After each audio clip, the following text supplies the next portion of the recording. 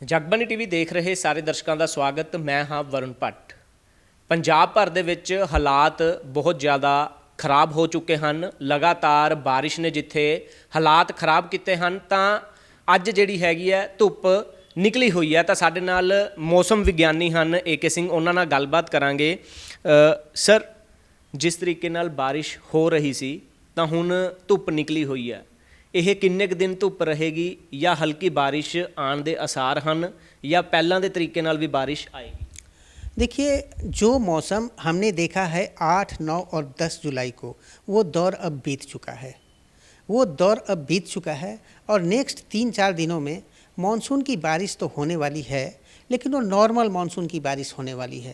जिस तरीक़ा से 8, 9, 10 को आपको हैवॉक बिल्कुल अति भारी वर्षा हुई, अनप्रेसिडेंट एक्सेप्शनल वर्षा हुई, अभी वो नहीं होने वाली है। अगले 3-4 दिनों तक हम मानसून की बारिश तो उम्मीद कर रहे हैं, लेकिन हैवॉक की पंजाब हरियाणा में कोई संभावना नहीं है। मतलब लोगों को जिहड़ी राहत हैगी आ, वो फिलहाल किन्ने कुछ दिन जिहड़ी हैगी आपां अनुमान लगा सकते हैं कि वो मिलेगी?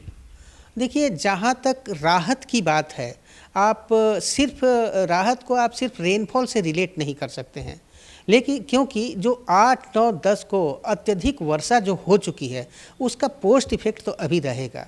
पोस्ट इफेक्ट जैसे फ्लड लाइक सिचुएशन जो एराइज हो गए थे, वो सब सिचुएशंस तो अभी प्रिवेल करने वाले हैं। और फ्लड एक बार आने के बाद उसके जो साइड इफ़ेक्ट्स जो होते हैं वो भी तो कंटिन्यू रहने वाले हैं। जैसे फ्लड जब भी चला जाता है, महामारी फैल जाएगी, लोग बीमार शुरू होना जाएंगे, पूरे वाटर सोर्स आपको प्रदूषित हो जाएंगे, आपको चारों ओर पानी ही पानी दिखेगा, लेकिन पीने का पानी आपको नहीं मिलेगा। ये सिचुएशन होगा। आपको खाने पीने के जितने भी सामान हैं या फिर ये यदि आप बाहर खाना खाते हैं तो प्रदूषित रहेंगे, तो उसके पोस्ट इफेक्ट्स तो अभी कंटिन्यू रहेंगे। ये बहुत अच्छी बात है कि गवर्नमेंट ने उसमें बहुत ही अच्छा इनिशिएटिव लिया हुआ है रिहेबिलिटेशन के लिए, लेकिन इसको नॉर्मल लाइफ रेस्टोर होते होते ऐसी अति घटना के बाद एटलीस्ट 8 से 10 दिन तो लग ही जाते हैं। सर, जिस तरीके नाल तुसी दस रहे हो कि बारिश हुई, ਇਹ मौसम की बारिश प्लस वैसटर्न डिस्टर्बेंस ਜਿਹੜਾ ਇਹ ਇਕੱਠਾ ਹੋ ਗਿਆ ਸੀ, ਜਿਸ ਨਾਲ ਫਲੱਡ ਵਾਲੀ ਸਿਚੁਏਸ਼ਨ ਬਣ ਗਈ।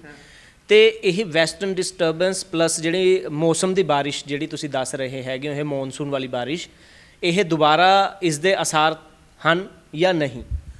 देखिए, भारत में जो मानसून का जो पीरियड है वेल डिफाइंड पीरियड है। वेल डिफाइंड पीरियड है जून, जुलाई, अगस्त, सितंबर, ये वेल डिफाइंड पीरियड है मानसून का। और यूजुअली इस पीरियड में आपको दूसरे कोई एक्सट्रीम वेदर इवेंट ऐसे होते नहीं हैं, क्योंकि मानसून खुद एक इतना स्ट्रॉन्ग सिस्टम है कि पूरे इंडिया के मौसम को वो प्रभावित करता है 4 महीने, जून, जुलाई, अगस्त, सितंबर। और आप ये भी एग्री करेंगे कि इन्हीं 4 महीनों के बदौलत ही पूरी इंडिया की इकोनॉमी सर्वाइव करती है, हमारे किसान भाई सर्वाइव करते हैं। लेकिन ये बड़े ही आश्चर्य का विषय है, मॉनसून की एंट्री 1 जून को होने वाली थी और यूजुअली जो क्लाइमेटोलॉजी है उसके सर 1 जून को होती थी, लेकिन इस बार 4 जून को एक्सपेक्टेड थी। 4 जून को एक्सपेक्टेड थी, लेकिन उसी सीजन में एक बिपरजॉय जैसा तूफान आ गया, साइक्लोन आ गया, जिसने मॉनसून की भी क्लाइमेटोलॉजी को कुछ दिनों के लिए चेंज कर दिया। और मॉनसून देखा होगा आपने, कुछ दिनों के लिए रुक गया था। यूजुअली जो इस तरीक़ा से साइक्लोन्स होते हैं आपको मॉनसून सीजन में नहीं आते हैं। मतलब बिपरजॉय के कारण ही यह सारा सिचुएशन नहीं, बिपरजॉय के चलते नहीं, मैं बोल रहा हूँ कि वो एक स्ट्रॉन्ग वेदर सिस्टम एराइज हो गया। ये एक तरह से दिखा रहा है कि क्लाइमेट चेंज हो रहा है। उसी तरीक़े से जैसे कि मैंने बोला कि मॉनसून जब भी एक्टिव रहता है तो उस समय कोई अदर वेदर सिस्टम इतना इफेक्टिव होने नहीं पाता है, लेकिन मॉनसून एक्टिव होते हुए भी एक इतना स्ट्रॉन्ग वेस्टर्न डिस्टर्बेंस का आ जाना, ये सही में आश्चर्य की बात है। इतना स्ट्रॉन्ग वेस्टर्न डिस्टर्बेंस था कि उसने जब उसका मॉनसून से इंटरेक्शन हुआ तो यहाँ पर पूरे इंडिया के नॉर्थ वेस्ट क्षेत्र में आपको आसमान से ये आफत बरस गया, ये दोनों के इंटरेक्शन के चलते। तो यूजुअली जो वेस्टर्न डिस्टर्बेंस जो होते हैं मानसून सीजन में यूजुअली नहीं आते हैं ये। और दूसरी बात कि ये आते भी हैं तो इनका प्रेडिक्शन आपको संभव नहीं है, सिर्फ मॉनिटरिंग ही संभव है। और जो 8 जुलाई को जो वेस्टर्न डिस्टर्बेंस आया हुआ था उसका तो प्रेडिक्शन हमने पहले ही कर दिया था 4 जुलाई को कि वेस्टर्न डिस्टर्बेंस जो है आने वाला है। और अभी आप एग्जिस्टिंग सिचुएशंस में देखिए तो अभी करंट में कोई वेस्टर्न डिस्टर्बेंस अभी 3-4 दिनों तक हमको नहीं दिख रहा है कि जो कि आने वाला है।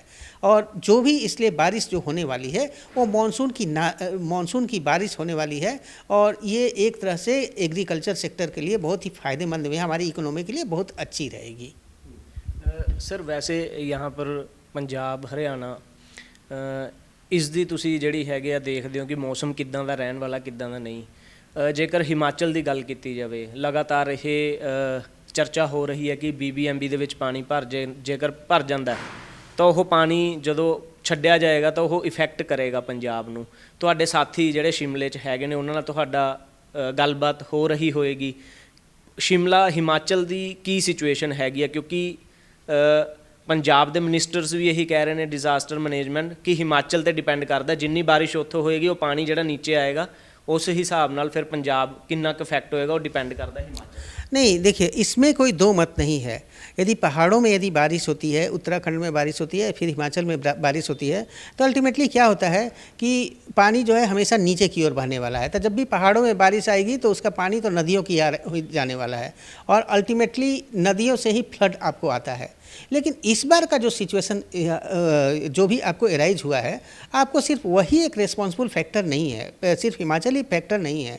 एक दिन में आपको जैसे इसमें आप रूपनगर जैसे पंजाब के डिस्ट्रिक्ट में 350 mm बारिश हो जाना, चंडीगढ़ जैसे जगह में एक दिन में 302 mm बारिश हो जाना, आपको इधर यमुनानगर में एक दिन में करीब 250 mm बारिश हो जाना, ये सब एक्सट्रीम रेनफॉल के श्रेणी में आते हैं। तो वो तो एक फैक्टर है ही कि पहाड़ों पर आसमान से आफत बरस गई, लेकिन इसी के साथ पंजाब और हरियाणा में भी आसमान से आफत बरस, ये रेयर सिचुएशन है। और अभी जो सिचुएशंस जो है नॉर्मल तो बारिश होने वाली है, और अभी तक जैसे कि मानसून की एक्टिविटी आपको हिमाचल में भी कंटिन्यू रहेगी, मानसून की एक्टिविटी तो कंटिन्यू है, लेकिन जिस तरीके से हैवॉक मचा हुआ है हम उसकी उम्मीद जो है 3-4 दिनों तक हम नहीं कर रहे हैं। सपोज करिए कि अदर कोई weather event, unpredictable weather event आ जाता है, तो कांस्टेंट हम वेदर वॉच में लगे हुए हैं, और हम उसका एडवांस इन्फॉर्मेशन देने का जरूर हम कोशिश करेंगे। फिलहाल लोगों को 3-4 दिन की राहत मिल गई है। हाँ, 3-4 दिन की राहत ज़रूर मिल गई है, लेकिन लोगों से भी मैं अपील करूँगा कि उसके पोस्ट इफ़ेक्ट्स अभी भी बाकी हैं। जैसे कि अभी भी हम लोगों को एक तरह से चेतावनी देते हैं कि जो जल स्रोत है उसके पास नहीं जाएं, क्योंकि अंदर की ज़मीन जो है वो कमज़ोर हो चुकी है। आपने देखा होगा कि कहीं कहीं अचानक सड़क धंस जा रहा है, चंडीगढ़ का ही बहुत बुरा हाल है। हाँ, बुरा हाल है, सड़क धंस जा रहा है। तो इस तरीक़ा से जो एक्टिव वाटर सोर्स है, तालाब है, उसके करीब एटलीस्ट वो नहीं जाए, क्योंकि कब कुछ अंदर की ज़मीन धंस जाएगी और हैवॉक क्रिएट हो जाएगा, लोग त्रासदी हो जाएगी, इसका वो ध्यान रखें। नॉर्मल जो एक्टिविटी है उसको जारी रखें, और थोड़ा सा डिस्टेंस, थोड़ा सा इस बात का भी ध्यान रखें कि पोस्ट मानसून जो इफ़ेक्ट्स, पोस्ट फ्लड जो इफ़ेक्ट्स होते हैं, जैसे महामारी फैलना, बुखार और जो ये सब जो है, इन सबों से सावधानी बरतें। पीने का जो पानी है उसको वो विशेष सावधानी बरतें। उसी तरह से एटलीस्ट बाहर जो खाना पीना है उसको एवॉइड करें, क्योंकि पोस्ट इफ़ेक्ट से ये बचना बहुत ज़्यादा ज़रूरी है। जी, बहुत शुक्रिया। ਤਾਂ ਇਹ ਸਨ ਸਾਡੇ ਨਾਲ ਮੌਸਮ ਵਿਗਿਆਨੀ। ਤਾਂ ਸਾਫ਼ ਤੌਰ 'ਤੇ ਜਿੱਥੇ ਲੋਕਾਂ ਨੂੰ ਸਲਾਹ ਦਿੰਦੇ ਨਜ਼ਰ ਆ ਰਹੇ ਨੇ ਕਿ ਕਿਸੇ ਵੀ ਜਲ ਸਰੋਤ ਵਿਭਾਗ ਜਾਂ ਕੋਈ ਅਜਿਹੀ ਬਿਲਡਿੰਗ ਜਿਨ੍ਹਾਂ ਦੇ ਨੇੜੇ ਉਹ ਜਾ ਰਹੇ ਹਨ ਉੱਥੇ ਨਾ ਜਾਣ। ਫਿਲਹਾਲ 3-4 ਦਿਨ ਦੀ ਰਾਹਤ ਜ਼ਰੂਰ ਲੋਕਾਂ ਨੂੰ ਮਿਲ ਰਹੀ ਹੈ, ਪਰ ਨਾਲ ਹੀ ਇਹਨਾਂ ਵੱਲੋਂ ਸਲਾਹ ਵੀ ਦਿੱਤੀ ਜਾ ਰਹੀ ਹੈ ਕਿ ਪੀਣ ਵਾਲਾ ਪਾਣੀ ਜਿਹੜਾ ਹੈਗਾ ਉਹ ਸਹੀ ਅਤੇ ਆਪਣੇ ਤਰੀਕੇ ਦੇ ਨਾਲ, ਉਸ ਤਰੀਕੇ ਨਾਲ ਪੀਣ ਤਾਂ ਜੋ ਉਹਨਾਂ ਨੂੰ ਕੋਈ ਬਿਮਾਰੀ ਨਾ ਹੋਵੇ। ਅਤੇ ਬਾਹਰ ਦਾ ਜਿਹੜਾ ਜੰਕ ਫੂਡ ਹੈ ਜਾਂ ਬਾਹਰ ਜਿਹੜਾ ਖਾਣਾ ਲੋਕ ਖਾਂਦੇ ਹਨ ਉਸ ਨੂੰ ਫਿਲਹਾਲ ਕੁਛ ਦਿਨ ਉਹ ਅਵੋਇਡ ਕਰਨ। ਚੰਡੀਗੜ੍ਹ ਤੋਂ ਵੀਡੀਓ ਜਰਨਲਿਸਟ ਹਰਜਿੰਦਰ ਸਿੰਘ ਨਾਲ ਜਗਬਾਣੀ ਲਈ ਵਰੁਣ ਭੱਟ।